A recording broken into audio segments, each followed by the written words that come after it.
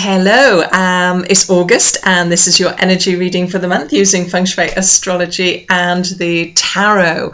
Now, in Feng Shui Astrology, we are moving into a quieter period. You might be pleased to know that.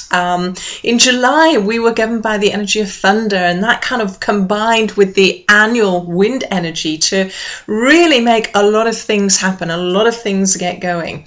But from the 7th of August, we are going to be governed by the element of Earth and the Earth star, and this will have an effect of grounding us and really focusing our efforts on kind of practical day-to-day things. So certainly a lot quieter. And you know, if you did come up with lots of ideas the last couple of months, then now is a great time to really kind of set them into a solid foundation, to get them going, but you know, do all the kind of practical stuff that needs to be done.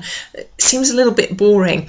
This is a great month just to get your hands on, get in there and do it. Now, Earth energy also focuses really on relationships. It's all about our family and our friends and our support network. So it's a good time to get back in touch with people. Perhaps you've been meaning to, but now is a good time to do that. It's a good time to appreciate the people around you and to nurture and foster new relationships as well.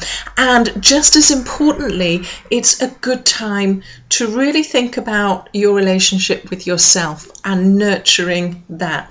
Often we kind of put our own needs on the back burner and rush around and do this, that and the other, help lots of other people, and we forget about ourselves. So this month, think about your own needs too. That's really important. Okay, so let's have a look at the tarot. 3 cards, all of them came up upright. The first card that came out was this one. That is the 4 of Cups. The second card was a major card, one of my little favorites, the Fool. And then the third card was another 4, actually, the 4 of Swords.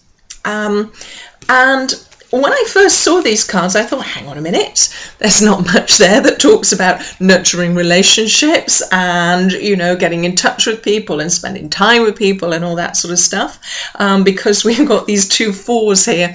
There's the guy sitting on his own looking a bit bored, and there's this, this sort of effigy in a church, all on his own, no people around. So how does this tie in with this Earth energy? Well, if we look at it from a different point of view, if we look at the energy of the 4, because we've got 2 4s in this reading, the 4 is all about putting in a structure. You think of the 4, we have a square, which is 4-sided. We talk about people being squares and a bit boring, don't we? That's kind of the energy of the 4. But really what we mean is those people have a structure and an order to their life. They don't normally kind of come out of the box. And I think this is how this relates to this Earth energy, about putting structure around things. We need lots of creativity, lots of motivation, lots of vavavoom going on. But from a long-term point of view, we need to have structure, we need to have order, we need to have guidelines, and we need to have boundaries. And so I think that's really how these cards tie up with this Earth energy. It's a case of putting your house in order, basically. But they do speak about activities that we do on our own. I was going to say lonely activities, but that has a negative connotation because we can be our own and obviously not be lonely. This first card, the 4 of Cups, it talks about a feeling of everything's the same and I'm a bit bored.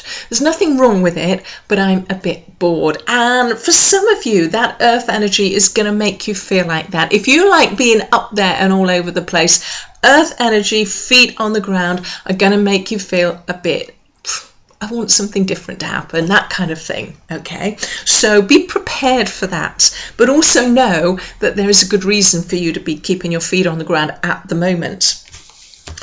because if you can put a structure in place, you can then leave it to go on and do it, and then you can shoot off and do whatever you want to do.